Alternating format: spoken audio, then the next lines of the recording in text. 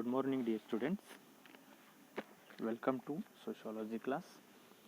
Myself, Sri G.D. Kadalaki, lecturer in sociology, KLE Societies, J.R. Bhagavadi Arts, Science and Commerce PU College, Nippani.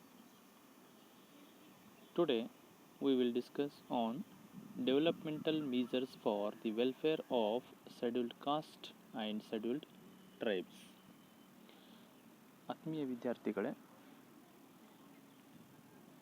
ಸಮಾಜಶಾಸ್ತ್ರ ತರಗತಿಗೆ ತಮ್ಮನ್ನು ಸ್ವಾಗತ ಕೋರುತ್ತಾ ನಾನು Shri G D ಕಡಲಗಿ, ಸಮಾಜಶಾಸ್ತ್ರ ಉಪನ್ಯಾಸಕರು, KLE ಸಂಸ್ಥೆಯ ಜಯ ಭಾಗ್ಯವಾಡಿ ಕಲಾ ವಿಜ್ಞಾನ ಮತ್ತು ವಾಣಿಜ್ಯ ಪದವಿ ಪೂರ್ವ ಮಹಾವಿದ್ಯಾಲಯ ನಿಪ್ಪಾಣಿ. ಇವತ್ತು ನಾವು ಪರಿಶಿಷ್ಟ ಜಾತಿ ಮತ್ತು ಪರಿಶಿಷ್ಟ ಪಂಗಡಗಳ ಕಲ್ಯಾಣಕ್ಕಾಗಿರುವಂಥ ಅಭಿವೃದ್ಧಿ ಕಾರ್ಯಕ್ರಮಗಳ ಕುರಿತು ಚರ್ಚಿಸೋಣ.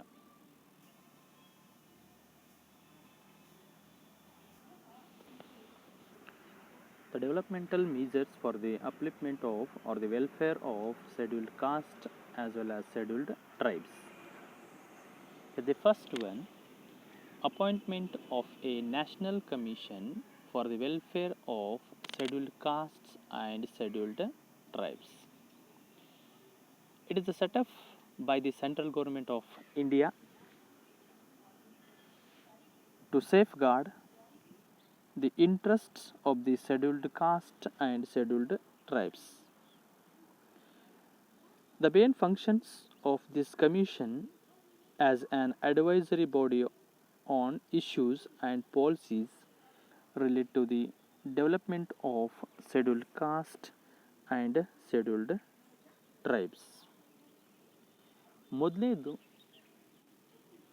ಪರಿಶಿಷ್ಟ ಜಾತಿ ಮತ್ತು ಬುಡಕಟ್ಟುಗಳ ಕಲ್ಯಾಣಕ್ಕಾಗಿರುವಂತಹ ಒಂದು ಕ್ರಮ ಏನಂತಂದರೆ, ಪರಿಶಿಷ್ಟ ಜಾತಿ ಮತ್ತು ಬುಡಕಟ್ಟುಗಳ ಕಲ್ಯಾಣಕ್ಕಾಗಿ ಒಂದು ರಾಷ್ಟ್ರೀಯ ಆಯೋಗದ ನೇಮಕ. ಕೇಂದ್ರ ಸರ್ಕಾರ ಪರಿಶಿಷ್ಟ ಜಾತಿ ಮತ್ತು ಬುಡಕಟ್ಟುಗಳ ಹಿತಾಸಕ್ತಿಗಳನ್ನು ಸಂರಕ್ಷಿಸುವುದಕ್ಕಾಗಿಯೇ ಈ ಒಂದು ಆಯೋಗವನ್ನು ರಚಿಸಿದ. ಕೇಂದ್ರ ಸರ್ಕಾರ ಪರಿಶಿಷ್ಟ ಜಾತಿ ಮತ್ತು ಬುಡಕಟ್ಟುಗಳ ಕಲ್ಯಾಣ ಒಂದು ರಾಷ್ಟ್ರೀಯ ಆಯೋಗವನ್ನು ರಚನೆ ಮಾಡಿಕೊಂಡದ.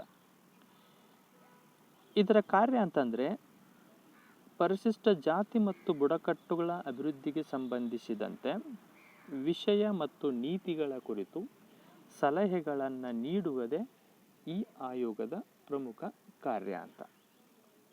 ಅಂದರೆ ಪರಿಶಿಷ್ಟ ಜಾತಿ ಮತ್ತು ಬುಡಕಟ್ಟುಗಳ ಏಳಿಗೆಗಾಗಿ ಏನೆಲ್ಲ ಅಭಿವೃದ್ಧಿ ಕಾರ್ಯಕ್ರಮಗಳನ್ನು ಹಾಕಿಕೊಳ್ಳಬಹುದು ಅನ್ನೋದಕ್ಕೆ ಸಂಬಂಧಪಟ್ಟಂಥ ನಿರ್ದೇಶನಗಳನ್ನು, ಸಲಹೆ ಸೂಚನೆಗಳನ್ನು ನೀಡುವಂಥ ಕೆಲಸವನ್ನು ಈ ಆಯೋಗ ಮಾಡ್ತದೆ. The second one, educational opportunities. Here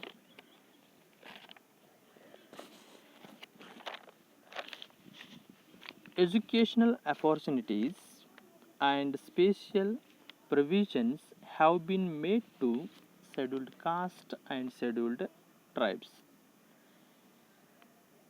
Here may be the free education, loan facilities, midday meal, free boarding and lodging facilities, seats also reserving in all government and government aided institutions to scheduled caste and scheduled tribes students.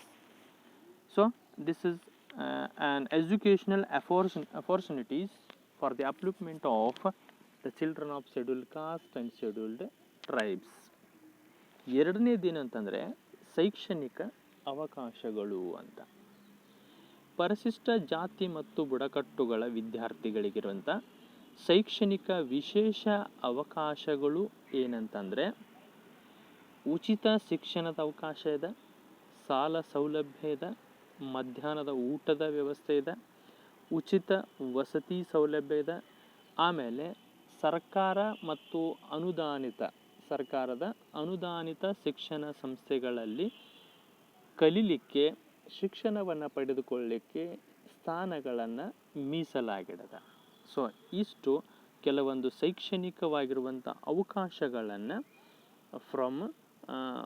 Primary to higher education, ಪ್ರಾಥಮಿಕದಿಂದ ಹಿಡ್ಕೊಂಡು ಉನ್ನತ ಶಿಕ್ಷಣದವರೆಗೂ ಕೂಡ ಕೆಲವೊಂದು ಶೈಕ್ಷಣಿಕ ಅವಕಾಶಗಳನ್ನು ಈ ವರ್ಗಗಳಿಗೆ ನೀಡಲಾಗಿದೆ, ಅವರ ಏಳಿಗೆಯನ್ನು, ಕಲ್ಯಾಣವನ್ನು ಸಾಧಿಸುವುದಕ್ಕಾಗಿ. Then third one, expansion of economic opportunities. Expansion of economic opportunities.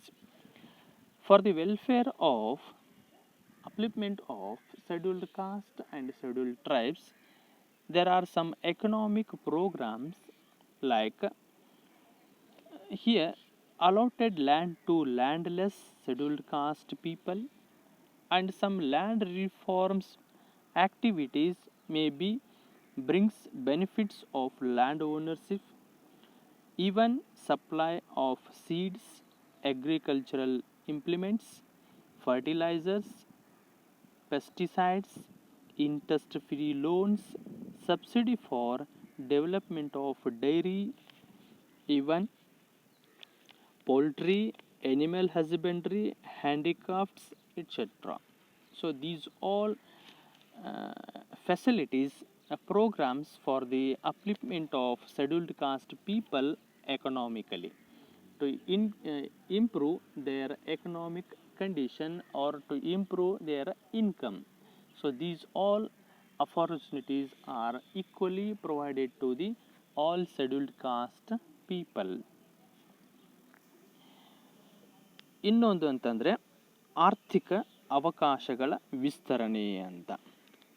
ಇಲ್ಲಿ ಪರಿಶಿಷ್ಟ ಜಾತಿಗಳನ್ನು ಆರ್ಥಿಕವಾಗಿ ಏಳಿಗೆಯನ್ನು ಸಾಧಿಸುವುದಕ್ಕೋಸ್ಕರವಾಗಿ, ಕಲ್ಯಾಣವನ್ನು ಸಾಧಿಸುವುದಕ್ಕೋಸ್ಕರವಾಗಿ ಸರ್ಕಾರ ಕೆಲವೊಂದು ಆರ್ಥಿಕ ಕಾರ್ಯಕ್ರಮಗಳನ್ನು ಹಮ್ಮಿಕೊಂಡದ ಅಂತ.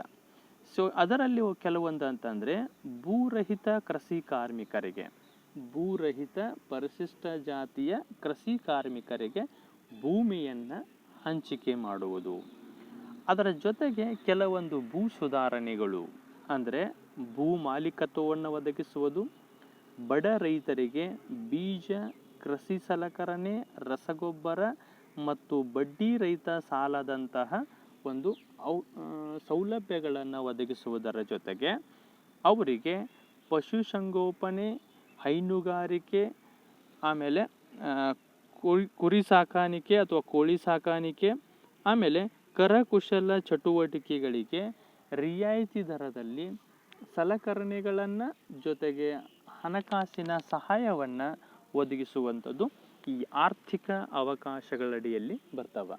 ಅಂದರೆ ಇವುಗಳ ಮೂಲಕ, ಈ ಎಲ್ಲ ಕಾರ್ಯಕ್ರಮಗಳ ಮೂಲಕ ಅವರ ಆರ್ಥಿಕ ಸಾಮರ್ಥ್ಯವನ್ನು ಸಬಲಗೊಳಿಸುವುದು, ಅವರ ಆದಾಯವನ್ನು ಹೆಚ್ಚಿಸುವುದು ಇವುಗಳ ಹಿಂದೆ ಇರುವಂಥ ಉದ್ದೇಶ. ಈ ಮೂಲಕ ಪರಿಶಿಷ್ಟ ಜಾತಿಯ ಸಮೂಹಗಳನ್ನು ಆರ್ಥಿಕವಾಗಿ ಏಳಿಗೆಯನ್ನು ಸಾಧಿಸುವಂಥದ್ದು ಅಂತ. Then another one, expansion of employment opportunities and reservation. So here already we know that our Constitution of India has provided the reservation in services. The reservation is 15% to scheduled caste people and 7.5% of reservation to scheduled tribe communities.